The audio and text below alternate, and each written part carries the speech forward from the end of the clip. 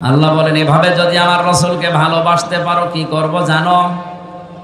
In কুনতুম তুহিব্বুনাল্লাহা ফাত্তাবিউনি ইউহিব্বুকুমুল্লাহ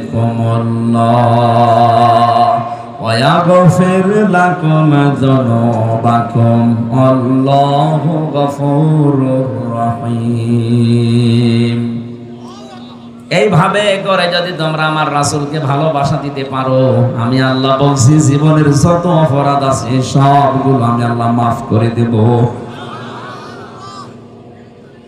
সিদ্দিক আকবর কি ভেবেছিলেন যে আমার রক্ত জ্বলছে, কলিজা জ্বলছে, জীবনও যদি চলে যায় রাসূলের আরামে আমি বিঘ্ন ঘটাবো না। আজ বিশ্বনবী মুহাম্মদুর রাসূলুল্লাহ মদিনায় ঘুমিয়ে আছে, তার আদর্শকে যদি এই দেশে কেউ ভুলণ্ঠিত করে, তার আদর্শকে গালি দেয়, অপছন্দ করে, আমাদের জীবন চলে গেলে হলেও এর বিরুদ্ধে কথা বলা দরকার। গত কয়েকদিন আগে গালি দিয়েছে লালমনিরহাটে, কি এই যে কি কোন জেলা যেন, দিনাজপুরের কাহারোল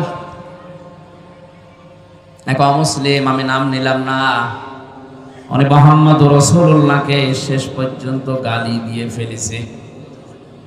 আহ্বান জানাবো, নবীজি কিন্তু আমাদের কাছে কলিজার চাইতেও দামি। আপনি আর যাই করেন, কোরআন আর নবী এই দুইটা নিয়ে উল্টা পাল্টা কিছু বলবেন না, শেষে অঘটন ঘটে যাবে, সামাল দিতে পারবেন না। আমাদের পুঁজি তো এতটুকু, আমল দিয়ে জান্নাতে যাওয়ার মতো যোগ্যতা আমাদের নেই। আমরা একটু ভালোবাসাও দেখাতে পারি, কিয়ামতে জানো আল্লাহ এইটার ওসিলা আবু বকরের সাথে একটু আমাদেরকে তোলেন, বলেন আমিন। বের হলেন ওখান থেকে, কিছু দূর যান, পায়ের যে সাপগুলো পড়তে থাকে, হযরত আবু বকর পায়ের সাপগুলো ছেঁচড় দিতে দিতে মুছতে মুছতে যান। নবীজি বলেন তুমি পা ছেঁচড় দাও কেন? সিদ্দিক আকবর বলে হে রাসূল, আবু জেহেল যদিও আপনি নাম দিয়েছেন, ও লোকটা কিন্তু আবুল হাকাম, বুদ্ধির পিতা। ওর এত বুদ্ধি, এত জ্ঞান, মানুষের পায়ের ছাপ দিকে বলে দিতে পারে যে কার ছেলে, কোন বংশের ছেলে, কখন হেঁটে গেছে। আমরা যেভাবে যাচ্ছি সকালবেলায় তো আমাদেরকে খুঁজতে বের হবে, পায়ের ছাপ দেখে দেখে আমাদেরকে ধরে ফেলতে পারে। এই জন্য আমি পা ছেঁচড় দিয়ে ওই জায়গা, ওই দাগগুলো আমি মুছতে মুছতে যাচ্ছি। বিশ্বনবী মুহাম্মদুর রাসূলুল্লাহ ওখান থেকে জোহফা নামক জায়গা পর্যন্ত যে আর কাবা শরীফ দেখতে পাচ্ছিলেন না, তখন মনের দুঃখ নিয়ে এই কথাগুলো বলেছিলেন, মাবুদ কাবা তো আর দেখা যায় না, আমি তো যেতে মনে চাই না, শুধু তোমার আদেশ পালন করার জন্য আমি হিজরত করছি। আল্লাহ সূরা কাসাসের 88টা আয়াত এক জায়গায় নাযিল করেছিলেন। আমার ঐতিহাসিক প্রেক্ষাপট বলার কারণ হচ্ছে হযরত মুসা আলাইহিস সালামের জীবনী দিয়ে আল্লাহ আয়াত শুরু করেছিলেন সূরা কাসাস, আর শেষ করলেন কারুনের জীবনী দিয়ে। আমার প্রশ্ন হচ্ছে, মুহাম্মদুর রাসূলুল্লাহর হিজরতের ঘটনাকে আমার আল্লাহ না উল্লেখ করে মুসা নবী, ফেরাউন, কারুন এদের কথা পুরা কসস সূরার ভেতরে দিলেন কেন? আর আমি যেখান থেকে পড়েছি এখানে কারুনের জীবনী থেকে শুরু। আয়াতের প্রেক্ষাপটের সাথে বাস্তবতায় আয়াত নাযিল করা মিলছে না। যতগুলো তাফসীর আমি দেখেছি সব মুফাসসিরিন ইকরাম আয়াতের ব্যাপারে এইটা সিদ্ধান্ত দিয়েছে না, এদিকে তাকান, সবাই সিদ্ধান্ত দিয়েছে মুহাম্মদুর রাসূলুল্লাহকে হিজরত করার ব্যাপারে সবচাইতে বেশি ভূমিকা পালন করেছিল টাকাওয়ালারা। কারা? 2 নম্বরে বেশি ভূমিকা পালন করেছে ক্ষমতাওয়ালারা। আজ নবীর ওয়ারিস যারা, নবীর খাঁটি উম্মত যারা, এদেরকে বিপদে ফেলার জন্য আপনি তাকান, তামাম পৃথিবীতে টাকাওয়ালারা আর ক্ষমতাওয়ালারা চেষ্টা চালাচ্ছে। ও ক্ষমতার মালিক যারা, টাকাওয়ালা যারা, তাদেরকে ওই জামানার সম্মানিত সৎ আলেম ওলামা যারা ছিল, এমনকি মুসা আলাইহিস সালাম সহ 5টা উপদেশ দিয়েছিল কারুনকে। কয়টা? আজকে যেহেতু মুসা নবী এখানে নেই, মুহাম্মদুর রাসূলুল্লাহ নেই, কিন্তু নবীদের ওয়ারিস হিসাবে দাবি করে আমরা এসেছি। আমারও দায়িত্ব আজকে যে টাকাওয়ালাদের কারণে যে ক্ষমতার কারণে নবীর উম্মতেরা উত্তরাধিকারী আলেমেরা বিপদে আছে, মুসিবতে আছে, জুলুমের শিকার, তাদেরকে আমার মনে হয় আজকের এই আয়াত দিয়ে 5টা উপদেশ দেওয়া বাধ্যতামূলক হয়ে গেছে। বড় দরদ নিয়ে আপনাকে আমি 5টা উপকারের কথাই বলবো, উপদেশের কথা। ওই জামানায় নবীকে বিপদে ফেলার জন্য, এমনকি দেশ ত্যাগ করার বাধ্য করার জন্য টাকাওয়ালারা কাজ করেছিল বেশি। কারুনের ঘটনাকে আল্লাহ উল্লেখ করে জানিয়েছে। এই কারুনের ঘটনাকে উল্লেখ করার কারণে এটা, কারুনের মতো সম্পদ ওলা ছাড়া তাদের কারণে আলেমেরা এভাবে বিপদে পদে পদে পড়বে। হযরতে মুসা আলাইহিস সালামের চাচাতো ভাই ছিল এই কারুন। সূরা কাসাস ৭৬ নম্বর আয়াত খেয়াল করে করে মিলাবেন এবার। ইন্না কারুনা কানা মিন কওমি মুসা ফাবাগা আলাইহিম। আল্লাহ পাক বলেন অবশ্যই কারুন ছিল মুসার বংশধর, মুসার বংশের লোক, তার কওমের জাতির লোক, এবং সে তাদের প্রতি বিদ্রোহ করেছিল। ওয়াতাইনাহু মিনাল কুনুজি মা ইন্না মাফাতিহাহু লাতানু বিল উসবাতি ওয়ালিল কুওয়া। আমি কারণকে এত সম্পদের মালিক বানিয়েছিলাম, একদল শক্তিশালী যুবক তার সম্পদের শুধু চাবি বহন করার জন্য লাগতো। কুড়িগ্রামবাসী, এখান থেকে একটা শিক্ষা নেওয়া যায়। চাবি বহন করতে যদি একদল শক্তিশালী যুবক লাগে, তালা বহন করার জন্য কত দল লাগবে বলেন? কারণ 20টা চাবি মিলে একটা তালার সমান হয় না। কথা বলেন না কেন? আল্লাহ রাব্বুল আলামিন বলেন ওই সময় কারণকে ওই জাতির লোকেরা 5টা বিষয় উপদেশ দিয়েছিল, বিশেষ করে যারা সব সম্মানিত আলেম ওলামা তারা। আজও জাতির ভেতরে যারা টাকাওয়ালা মানুষ আছে, আপনার টাকা কোন কাজে ব্যয় হচ্ছে আপনাকে আমি কোরআনে কারীম দিয়ে 5টা বিষয় উপদেশ দিচ্ছি, ভালো করে মিলাবেন। ওই সময় আলেমরা কারণকে ডাক দিয়ে বলেছিল, ইয ক্বালা লাহু কওমুহু লা তাফরাহ, আনন্দ করো না বেশি। আজ টাকাওয়ালাদের আনন্দ আছে না নেই? কথা বলা লাগবে। আপনি দেখেন এই দেশে ইসলাম বিরোধী যত কাজ, সব কিছুর মূলে টাকাওয়ালারা, আর পেছন দরজা দিয়ে নাড়াচাড়া দেয় ক্ষমতাওয়ালারা। এমন এমন গানের অনুষ্ঠান দিয়েছে যেটার দ্বারা আল্লাহর আরশ পর্যন্ত কেঁপে যায়। যেই সমাজে বিশৃঙ্খলা ও অশ্লীলতা বেড়ে যায়, মহান আল্লাহ সেখানে নতুন নতুন করে গজব নাজিল করেন। তার ভেতরে অন্যতম এই তাপদাহ। আপনি মনে করছেন এটা আল্লাহ এমনি দিয়েছে? ঢাকা শহরে যত নাইট ক্লাব আছে, গ্রাম্য মানুষ তো বুঝতেছেন না কি যে হয় সেখানে। আল্লাহ জানে, আর ফেরেশতা জানে, আর যারা করে তারা জানে। মানুষ যে এত নিচে নামতে পারে, 4-5 জন মিলে একাধারে ধর্ষণ করছে, আর একজন করে ভিডিও করছে, দেখছে। এটা কোনো পশুর দ্বারা সম্ভব না।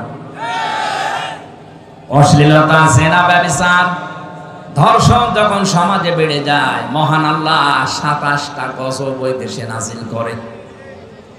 কোরআনে কারীম জানিয়েছে, যাহারাল ফাসাদু ফিল বাররি ওয়াল বাহরি বিমা কাসাবাত আইদিন নাস লিয়ুযিকাহুম বা'দাল্লাযী আমিলু লা'আল্লাহুম ইয়ারজিউন। যারা স্তরে যে বিপদ আপদ গুলো, যে তাপদাহ চলছে, হঠাৎ বৃষ্টি বন্ধ হয়ে গেছে, দুনিয়া গরম করে ফেলেছি আমি আল্লাহ, এটা এমনি এমনি করি না, তোদের হাতের কামাইয়ের ফসল এটা। আমি আল্লাহ চাই এই তীব্র আযাব দিয়ে তোরা যেন আমি আল্লাহর দিকে তওবা করে ফিরে আসিস। আপনি দেখেন পৃথিবীর ময়দানে যারা সবচাইতে বেশি উচ্ছৃঙ্খল, বিশেষ করে জেনা ব্যভিচারের লাইনে, আল্লাহ তাদেরকে ধরেছে। এই যে দুবাই, এক কথা বলেন না, বিমানবন্দর পর্যন্ত আল্লাহ ভাসিয়ে দিয়েছে। এত বড় শক্তিশালী, এত বড় অর্থনৈতিক ভাবে সম্পূর্ণ দেশকে যদি আল্লাহ চোখের পলকে নষ্ট করে দিতে পারে, তছনছ করে দিতে পারে, আমাদের কিছুই লাগবে না। শুধু এই তিস্তার পানিকে যদি আল্লাহ হুকুম দেয় 100 হাত জোরে একটু যা রংপুরে, আপনি খুঁজেও পাবেন না আর কিছু। অনেকে বলে এটা প্রাকৃতিক দুর্যোগ, শয়তান, প্রাকৃতিক দুর্যোগ বলে কিছু নেই, এগুলো সব আমার আল্লাহর গজব। আপনি থামেন, এই আনন্দ ফুর্তি এগুলো বন্ধ করেন এখনো। বিভিন্ন নাম দিয়ে দিবস বানিয়ে বানিয়ে যেটা আনন্দ করছেন, একটা কোরআনের সাথে হাদিসের সাথে মিলছে না। আর এই আনন্দ আপনি করবেন ইসলামের সীমার ভেতরে থেকে। এমনকি আজকে ঈদুল আজহা, ঈদুল ফিতরকেও মানুষ এমন আনন্দের জায়গায় নিয়ে গেছে যেখানে কোরআনের নিয়ম নেই। ঈদুল আজহা, ঈদুল ফিতরের শিক্ষা কি ছিল? আগে ত্যাগ, এরপরে ভোগ। কথা বলেন না কেন? 1 মাস রোজা রেখে আপনি আনন্দে খাবেন, লাফাবেন না। আগে সাদকা দেন, আগে ফিতর দেন। ওইটা দিয়ে গরিব মানুষেরা সেমাই কিনবে, চিনি কিনবে, খাবার কিনবে, ওর বাচ্চারা আনন্দ করবে, উল্লাস করবে, খুশি হবে। ওইটা দেখে আপনি খুশি হবেন। আপনি আগে শুধু খাবেন, আবার হবে না। ঈদুল আজহাতেও তা কুরবানি জবাই করে নিজে আগে খেয়ে মরবেন না, আগে জবাই করে গোশত গরিবকে দিয়ে আসেন। গরিব মানুষেরা খাবে, আনন্দ করবে, হাসবে, ওদের হাসি দেখে এরপরে আপনি খাবার খাবেন। কথা বলেন না কেন? ইসলামের তো দিবস ছিলই মাত্র এই দুইটা, আগে ত্যাগ, এরপরে ভোগ। আপনি বলেন তো এই দুইটা দিবস বাদ দিয়ে যত দিবস এই বাংলাদেশে এখন চলছে, সে যে নামেই হোক, আমি নাম নিলাম না, আন্তর্জাতিক সাম্রাজ্যবাদী যারা আমাদের পকেটের টাকাগুলো একদিকে ছিনিয়ে নেওয়ার জন্য নতুন নতুন দিবস বানিয়েছে, আর একদিকে আমাদেরকে বিশৃঙ্খলা ও শৃঙ্খলা যৌনতায় ভাসিয়ে দেওয়ার জন্য ব্যবস্থা করে দিয়েছে। আমি আবার বলছি, ঈদুল আজহা, ঈদুল ফিতর বাদ দিয়ে দুনিয়ায় এমন কোন দিবস আপনি পাবেন না যেখানে আগে ত্যাগ, এরপরে ভোগ, আগে ভোগ, এরপরে ত্যাগ। কথা বলেন কেন? 14ই ফেব্রুয়ারি পালন করে মানুষ, বলেন না কেন? এর ভেতরে কি আগে ত্যাগ, এরপরে ভোগ? না, আগে ভোগ করবেন, তারপরে ত্যাগ করবেন। আমাদের উচিত হচ্ছে যে দিবসের সাথে কোরআনের, হাদিসের এবং বাস্তবতার মিল নেই, ওইটা পালন করে আমরা নিজেদের সম্পদগুলো আনন্দ করতে যে নষ্ট করব না। এটা যেহেতু রেকর্ড হচ্ছে সারা বাংলাদেশে, কালকে ছড়িয়ে যাবে। বড় বড় ধনী যারা আছেন, টাকার মালিক, কোরআনে হাদিসে আমি পেয়েছি 3টা জিনিস মানুষকে সবচাইতে বেশি ধ্বংস করেছে দুনিয়ায়। 1 নম্বরে টাকা, 2 নম্বরে ক্ষমতা, 3 নম্বরে নারী। আমি সহ যারাই শুনলাম প্রত্যেকে যেন এই 3টা বিষয়ের ব্যাপারে সেন্সিটিভ থাকি, সিনসিয়ার থাকি, সতর্ক থাকি। আমাদেরকে যেন আমাদের সম্পদ, আমাদের ক্ষমতা, আমাদেরকে যেন নারীতে জাহান্নামে নিয়ে যেতে না পারে। বলেন আমিন।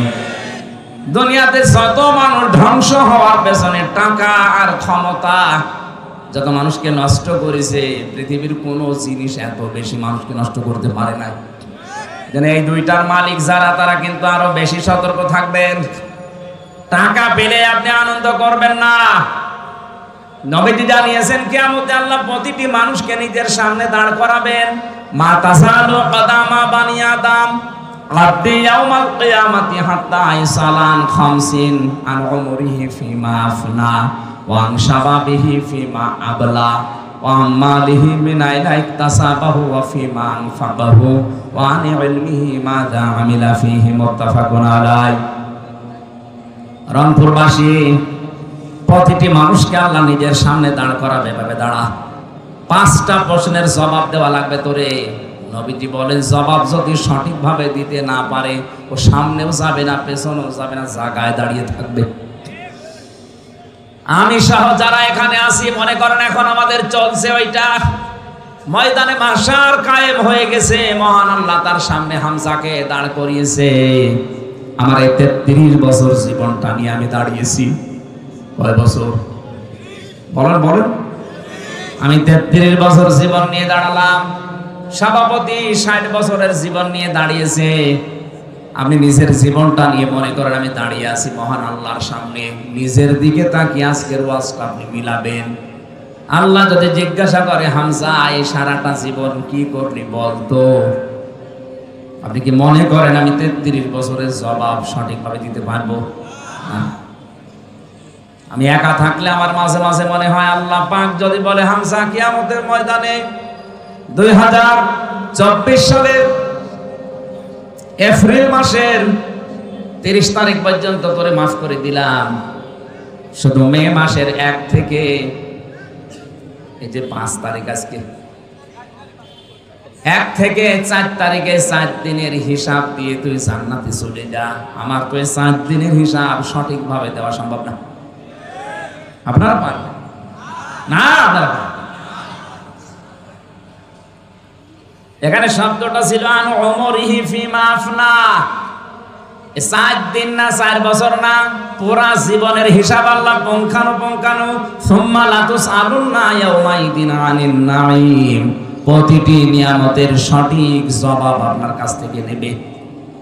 আজকের এই ওয়াজটা যদি আজ সবাই আমরা সত্যি নিজের মনে করে মেনে নিতে পারতাম, আমার জীবন পরিচ্ছন্ন হয়ে যেত।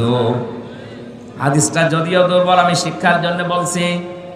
খলিফাতুল মুসলিমিন হযরত ওমর ইন্তেকালের 12 বছর পর তার সন্তান আব্দুল্লাহ স্বপ্নে দেখলেন বাবা যেন সুন্দর কাপড় পরে ভেজা নিয়ে গোসল করে আসতেছে বাড়ির দিকে। ডাক দিয়ে বলে, বাবা কোথায় ছিলেন? 12 বছর আপনাকে আমি দেখি নাই। হযরত ওমর বলে, সন্তান আমার 12টা বছর দুনিয়ার জীবন আমি ছেড়েছি, এই 12 বছর মহান আল্লাহর কাছে আমার জীবনের হিসাব দিচ্ছিলাম, শেষ পর্যন্ত মহান আল্লাহ আমাকে মাফ করে দিয়েছে। আমি সেদিন পঞ্চগড়ে একটা মাহফিল ছিল ঠাকুরগাঁও রানী শঙ্কর, ওখানে বিচার ব্যবস্থার উপরে কথা বলতে গিয়ে বলেছিলাম মহান রব্বুল ইজ্জাত কিয়ামতে যে বিচার ব্যবস্থা সাজাবেন 3টা পদ্ধতিতে আল্লাহ বিচার করবেন। কয়টা? বলেন বলেন। আল্লাহর বিচার ব্যবস্থায় কোনো অবিচারের লেশ মাত্র নেই, আছে? না না। আল্লাহর বিচার ব্যবস্থায় ন্যায় বিচার করলে কেউ বাঁচবে না, সবাই ধরা খাবে।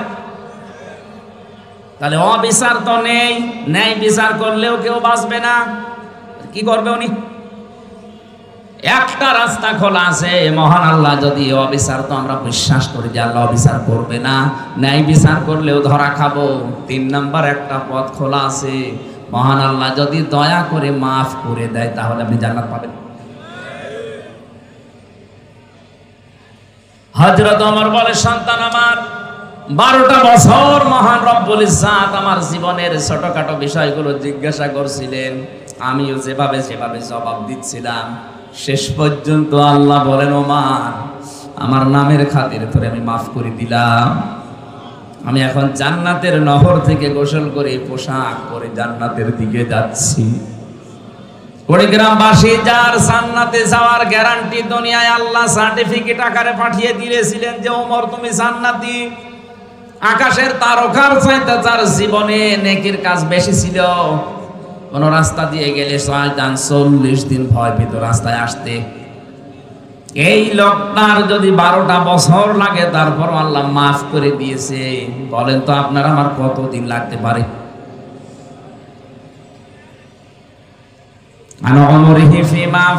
কি করে কাটালি সারাটা জীবন বল আমার সামনে দাঁড়িয়ে। 2 নম্বরে তোকে একটা যৌবন কাল দিয়েছিলাম 15 থেকে 45, এই যৌবন কালটা কি করে কাটিয়েছিস বল। আমার মনে হয় এই প্রশ্নের জবাবে 100 জনের 98 জন ধরা খাবে। কথা বলেন না কেন? আরো যেন ধরা খায় সেই ব্যবস্থা অনেকে ষড়যন্ত্র করে দিচ্ছে। নয়তো শিক্ষা ব্যবস্থায় কোরআনে কারিম বাদ দিয়ে কেন আজে বাজে জিনিস ঢোকানো হবে? শরীফ থেকে শরীফা হওয়ার গল্প দিয়েছেন আপনি, আপনাকে বাস্তবতা বোঝেন ওটা কি হচ্ছে। ওটা যদি শুধুমাত্র সিলেবাস পর্যন্ত থাকতো, কসম আল্লাহ আর আপনাকে আমি সতর্ক করার জন্য কিচ্ছু বলতাম না। কিন্তু বিষয়টা এমন জায়গায় 10 বছর পরে গড়াবে, সকালবেলা আপনি বলেন যে আমি শরীফ, বিকালে বলছেন না আমার কেমন যেন শরীফা শরীফা লাগছে। আরে ভাই, আল্লাহ যাকে সে জাতি বানিয়েছে কিয়ামত পর্যন্ত চেষ্টা করেও তাকে নারীকে আপনি পুরুষ বানাতে পারবেন না, কারণ সে মেশিন পত্রই তো নেই। কথা বলছেন না? আপনি নিজেই বলছেন না আমার কেমন যেন লাগছে, আমি এখন আর শরীফ নেই, আমি শরীফা হয়ে গেছি। আপনি শরীফা হয়ে গেছেন আমি মানলাম, তো শরীফা হয়ে গেছি এই কথা বলে আপনি স্থির থাকবেন? বিকালেই তো বলবেন আমি যেহেতু শরীফা আমারে তাহলে মহিলা হোস্টেলে সিট দেন। সিট নিয়ে কি করবেন? ওখানে আমার মেয়ে আছে, আমার বোন আছে, আমার ফুফু আছে। এক কথা বলছেন এখন? আপনি মাল যতই বলেন আমি শরীফা, আপনি আসলে কি এক কথা বলেন না কেন? ওখানে যে আমার মেয়ে, আমার ফুফু, আমার বোন আছে, আপনি ঠিক থাকবেন? একজন বলছে হুজুর যুবক যুবতী এক জায়গায় ঘুমানো জায়েজ আছে, ঘুমানো জায়েজ আছে কিন্তু তো ঘুমাবে না। ঘুমাবে? আপনি শরীফ থেকে শরীফা হয়ে ঘুমাবেন? সেটা আমার সামনে আমার মেয়ে যারও সন্তান পেটে নিয়ে ঘুরবে, আমি কিছু বলতে পারবো না। আমাদের যৌবন বয়সের হিসাব যেন দিতে না পারি। অনেকে শিক্ষা ব্যবস্থায় উল্টা পাল্টা জিনিস ঢুকি আমাদের নষ্ট করার পায়তারা করছে।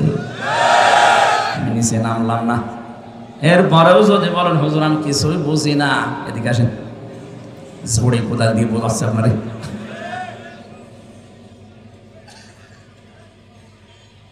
তিন নাম্বার আল্লাহ জিজ্ঞাসা করবেন যতটুকু মাল উপার্জন করেছিলে কোন কোন রাস্তা দিয়ে, রাস্তা বলো। আজ বাংলার দায়িত্বশীলদেরকে বলছি, সম্পদ যারা উপার্জন করছেন রাস্তাটা ঠিক করেন। বৈধ পথে ইনকাম করে রংপুর শহরে কেউ 15 তলা 20 তলা বিল্ডিং বানানো কিয়ামতের আগে সম্ভব না। আর আপনার বিল্ডিং এর কোনো হিসাব নেই। কয় টাকা বেতন আপনার বলেন তো দেখি? হিসাবটা খুব খেয়াল করে আপনি কোন জায়গা থেকে টাকাগুলো নিচ্ছেন। এমন এমন ব্যবস্থা আমরা করে দিয়েছি আজকে কোর্টের ইট পর্যন্ত এখন আমাদের কাছে টাকা চাই। আমার এই 2টা মামলা আমার একেবারে সর্বশান্ত করে দিল। কোর্টে এখন কুষ্টিয়া থেকে ঢাকা কোর্টে গেলে কোর্টের ইটও বলে হুজুর এটা দিয়ে যান। আপনি রংপুর কোর্টে যাবেন, কুড়িগ্রামের কোর্টে যাবেন, এই এলাকার কোর্টে মনে হয় চাই না। টাকা উপায় করতে নিষেধ নেই, কিন্তু রাস্তাটা একটু খেয়াল রাখবেন। আজকে রংপুর শহরে আমার শেষ কথা ছিল এটা, পৃথিবীর ময়দানে যারা অবৈধভাবে ইনকাম করছেন, আপনার বিবেক মেনে নিচ্ছে না, তারপরও আপনি ইনকাম করছেন, 2টা ক্ষতি হবে আপনার। 1 নম্বরে অবৈধ সম্পদ আপনি দুনিয়ায় ভোগ করে যেতে পারবেন না। 2 নম্বরে মরণের পরে ওই অবৈধ সম্পদগুলো আপনার ছেলে মেয়ে, আপনার স্ত্রী, আপনার দলের লোক আরো অবৈধ কাজে ব্যয় করবে। আপনি কবরে বসে বসে ফ্ল্যাক্সি লোড হয়ে বিকাশ হয়ে পেয়ে যাবেন। যদি বলেন হুজুর আমার বিকাশ নাম্বার খোলা নেই, এমনি খুলে যাবে। বিকাশ খোলা লাগবে? যে সম্পদ উপার্জনের ব্যাপারে খুব সেনসিটিভ থাকা লাগবে। কি দরকার আপনার, কত টাকা লাগে একটা মানুষের জীবন চলতে? 4 নম্বরে আল্লাহ বলবেন টাকা কোথায় কোথায় খরচ করলি বল। গানের অনুষ্ঠান দিলে যেখানে উলঙ্গ নাচ হয় 500 টাকা চাইলে 5000 টাকা বের করে দেন। কোরআন শিক্ষা দেওয়া হবে, কোরআন প্রচার করা হবে, 20 টাকা চাইলে 2 টাকা দাও, সিড়া চলে না ওইটা দেখ। লান তানালুল বিররা হাত্তা তুনফিকু মিম্মা তুহিব্বুন। আল্লাহ পাক বলেন অতক্ষণ পর্যন্ত নেকি পাবা না যতক্ষণ তোমার মহব্বতের জিনিস আমি আল্লাহর জন্য না দেবে। এখানে সম্পদ উপার্জন করা এবং কোথায় কোথায় খরচ করছে যেখানে সেখানে আনন্দের জন্য দিয়ে দিলেই হবে না। সম্পদওয়ালারা এখানে একটু খেয়াল করে দেবেন। 5 নম্বরে যতটুকু জানতে তার উপরে কতটুকু মানতে এইটা বলো। সম্পদওয়ালাদের প্রতি আমার প্রধান উপদেশ, 1 নম্বরে আপনি আনন্দ করবেন কিন্তু ইসলামের ভেতরে থেকে। 2 নম্বরে আল্লাহ পাক বলেন অবতাগি ফিমা আতাকাল্লাহু দারাল আখিরাহ। ও বাংলাদেশের সম্পদওয়ালারা, টাকা পয়সা আল্লাহ দিয়েছে এটা নিয়ামত মনে করে আখিরাতের ঘর তৈরি করেন। আমি আকিস গ্রুপে চাকরি করতাম, এদেশের 3 নাম্বার ধনী তারা। আমি যতদিন ছিলাম আমার ওই মালিককে আমি মাঝে মাঝে বলতাম, আপনাকে আল্লাহ বহু টাকা দিয়েছে, কত টাকা আছে আপনি নিজেও জানেন না, কাজ করেন, এই টাকাগুলো দিয়ে আখিরাতের ঘর তৈরি করেন, কাজে লাগবে। আর ওনারা ভালো ভালো অনেক কাজে ব্যয়ও করতো। টাকাওয়ালা যারাই আছেন, আপনার টাকা দিয়ে যেন আখিরাতের ঘর তৈরি হয়। 3 নম্বরে ওয়ালা তানসা নাসিবাকা মিনাদ দুনিয়া। আল্লাহ পাক বলেন, হ্যাঁ তোমার নিজের অংশ ভুলে যেও না। আপনি দান করতে করতে ফকির হয়ে যাবেন, এটা আল্লাহ চাইনি। যার যে স্ট্যাটাস তাকে ওই অনুযায়ী চলা লাগবে। রংপুরের যিনি মেয়র আজকে ছিল আমার সাথে, উনি ঢাকা থেকে রংপুরে নেমেছে, ওখান থেকে ওনার বাড়ি মনে করেন 2 কিলোমিটার দূরে। উনি হেঁটে বাড়ি যাবে, ওনার জন্য জায়েজ নেই, কারণ ওনার যে টাকা আছে, ওনার ওই টাকা বৈধভাবে ব্যয় করার জন্য অনেক অটোওয়ালা, রিক্সাওয়ালা জায়েজ কাজে দাঁড়িয়ে আছে। তাদেরকে 50টা টাকা দিয়ে আপনি বাড়ি পর্যন্ত যান, ওর ওই 50 টাকা দিয়ে ওর ব্যবসা, ওর সংসার চালাবে। আর আপনি এখান থেকে 50 টাকা ওকে দিয়ে আপনি সঠিকভাবে বাড়ি পৌঁছাতে পারবেন। এখন যদি বলেন না আমি হেঁটে বাড়ি যাব, আপনার জন্য জায়েজ নেই। হেঁটে বাড়ি যাওয়া জায়েজ আছে তার জন্য, যার কাছে কিছু নেই। ওয়ালা তানসা নাসিবাকা মিনাদ দুনিয়া। দুনিয়ার যে অংশ, এইটা পেতে আপনি ভুল করবেন না, এটা আপনি সঠিকভাবে চালান। তাহলে এখান থেকে শিক্ষা কি? যার যে স্ট্যাটাস, যার যে যোগ্যতা, যার যে জায়গা, ওই জায়গায় সে যেন সঠিকভাবে চলে। আমি আমির হামজা, আমারে আল্লাহ যা দিয়েছে, আমার বাবারে যা দিয়েছে, আমি যদি এখন 20 টাকা গজের কাপড় পরি, আমার জন্য জায়েজ নেই। আমার পরা লাগবে কমপক্ষে 250, 300, 500 টাকার গজের কাপড়, কারণ ওই যোগ্যতা আল্লাহ আমার এখন দিয়েছে। কথা বলেন না কেন? এমনও ধনী মানুষ আছে 25 টাকা গজের কাপড় কিয়ামতের আগ পর্যন্ত পরবে। কৃপণ হওয়া যাবে না। যে সম্পদ আল্লাহ দিয়েছে, যে অংশ দুনিয়ায় দিয়েছে, ওইটা আপনি ভোগ করতে পারেন জায়েজ ভাবে, কোনো অসুবিধা নেই। এক লোক বউকে বলছে, আমি নামাজে যাব, আমার টুপিটা একটু ময়লা পরিষ্কার করে দাও। বউ কেসে দিয়েছে টুপি পরিষ্কার করার জন্যে, কিন্তু ওই দিন আর সূর্য ওঠে নাই, রোদ নেই, এই জন্য টুপি আর শুকায় না। চিন্তা করছে ভেজা টুপি মাথায় দিয়ে গেলে মাথা আমার ঠান্ডা লেগে যাবে। স্ত্রী কাজ করছিল চুলার উপরে, টুপিটা এভাবে ধরেছে যেন শুকিয়ে যায়, আল্লাহর ইশারা হাত থেকে পড়ে আগুন লেগে গেছে। টুপির ওই ছাই তুলে কুলি করছে, দাঁত মাজার পর পানিগুলো যখন কুলি করে ফেলে দেয়, বলছে আল্লাহ টাকাগুলো আমি পানিতে ফেললাম। টাকা পানিতে ফেলিস, কৃপণতা করা যাবে না। যার যে অংশ আছে দুনিয়ায়, ওইটা আপনি পালন করেন, পান ভোগ করেন, অসুবিধা নেই। অবতাগি ফিমা ওয়াহসিন কামা আহসানাল্লাহু ইলাইকা। আল্লাহ পাক 4 নম্বরে উপদেশ দিয়েছেন ওই আলেমদের দ্বারা, ওই দেশের ধনীদেরকে, তুমি ইহসান করো হে কারণ, তুমি ইহসান করো হে কারণ। হে টাকাওয়ালারা, তোমার প্রতি আল্লাহ যেভাবে দয়া দেখিয়েছেন, কিছুই ছিল না, তোমার এই পর্যায়ে আল্লাহ নিয়ে দিয়েছে। সুতরাং তোমার এই সম্পদগুলো দিয়ে তুমি ইহসান করবা মানুষের প্রতি, যেভাবে আল্লাহ দয়া দেখিয়েছেন তোমার প্রতি।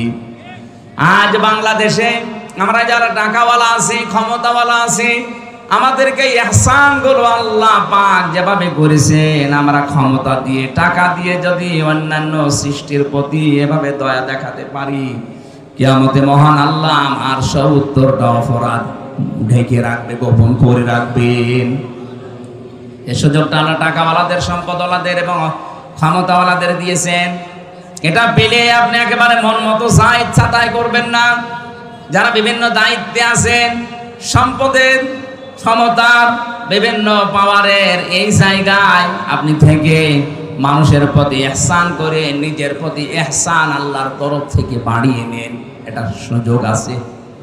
একটা মানুষের অপরাধ যদি আপনি জানা শোনার পরেও যেভাবে হোক গোপন করে তারে বাঁচিয়ে দিতে পারেন, মহান আল্লাহ কিয়ামতে আপনার 70টা দোষ গোপন করে বাঁচিয়ে দেবেন। বলেন আমিন। অবতাগি ফিমা ওয়ালা তানসিন কামা আহসানাল্লাহু ইলাইকা ওয়ালা তাবগিল ফাসাদা ফিল আরদ। জমিনে বিশৃঙ্খলা তৈরি করা যাবে না।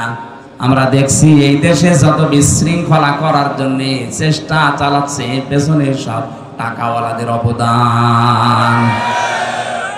আপনার টাকা দিয়ে যেন কোনো বিশৃঙ্খল কাজ না হয়, উশৃঙ্খল কাজ না হয়, এটা আপনি হিসাব করে দুনিয়া চলবেন।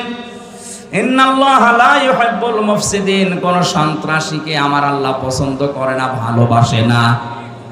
এখানে সন্ত্রাস যারা সৃষ্টি করছেন, বাংলাদেশ তো ভালোই ঠান্ডা হয়ে গেছে, ভালোই চলছে, হঠাৎ এই দেশটাকে গরম করার জন্য যারা উঠে পড়ে লেগেছেন তারা থামেন। কারণ যারা বিশৃঙ্খলা করে, সন্ত্রাস তৈরি করে, মানুষের ভেতরে ত্রাস সৃষ্টি করতে চায়, তাদেরকে আল্লাহ পছন্দ করে না। আল্লাহ যদি কাউকে পছন্দ না করে জান্নাত দিবেন? বলেন বলেন। আল্লাহ আমাকে সহ যারা এসেছি এই 5টা উপদেশ, বিশেষ করে ক্ষমতাওয়ালা টাকাওয়ালাদেরকে মেনে নেওয়ার তৌফিক দেন। বলেন আমিন। প্রচন্ড গরমে এই আয়াত শেষ পর্যন্ত আমি আর যাচ্ছি না, এখনো প্রায় 8টা না 9টা কারণের পরবর্তী আয়াতে আছে। আমি জেলখানায় থাকতে যে 2টা বই লিখেছিলাম, নারী এবং পুরুষের উপরে দাম্পত্য জীবন নিয়ে, এখানে আছে কিনা জানি না, ওই যে গেটে সাদা গাড়িতে পাওয়া যাবে, নিয়ে আপনার স্ত্রীকে, আপনার মেয়েকে, মাকে, বোনকে, ফুফুকে উপহার দেবেন। পারিবারিক জীবনের দাম্পত্য কলহ দূর হবে আমি আশা করছি।